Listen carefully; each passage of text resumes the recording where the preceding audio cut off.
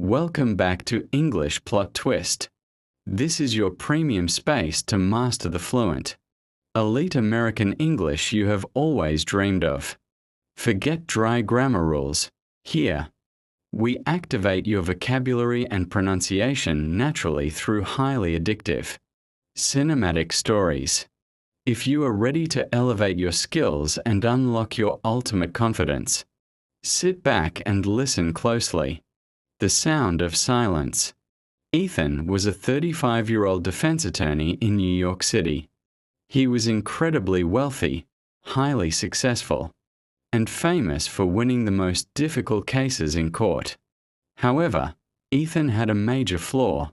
He loved the sound of his own voice, but he never actually listened to anyone else. In the courtroom, he would loudly interrupt witnesses. At home, he would constantly talk over his wife and children.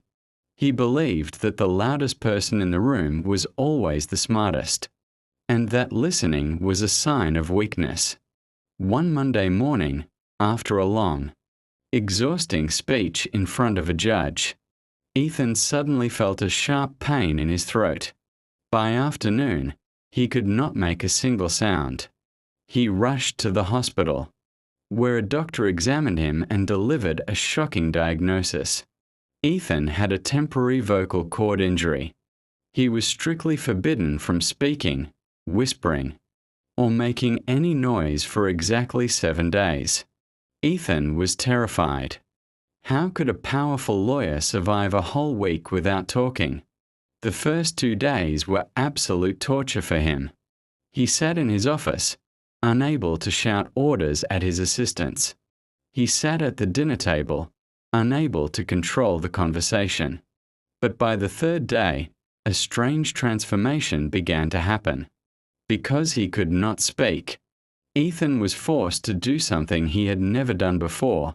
He began to observe. He looked at his assistant's face and noticed, for the first time, deep lines of exhaustion. He actually read her expressions and realized she was completely overworked.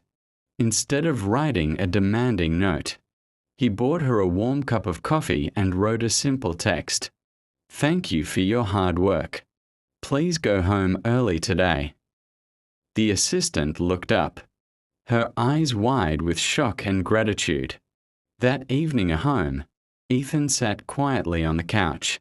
Instead of interrupting his teenage son to give advice, he just sat and listened to the boy talk about his day. He noticed the slight tremble in his son's voice and realized the boy was dealing with intense bullying at school. Because Ethan remained silent and open, his son felt safe enough to cry and share his deepest fears. By the end of the 7 days, Ethan's voice finally returned. He went back to the courtroom, but he was a completely changed man.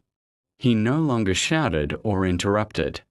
Instead, he listened to every single word the opposing side said, finding the hidden flaws in their arguments by using their own words. He won the case effortlessly.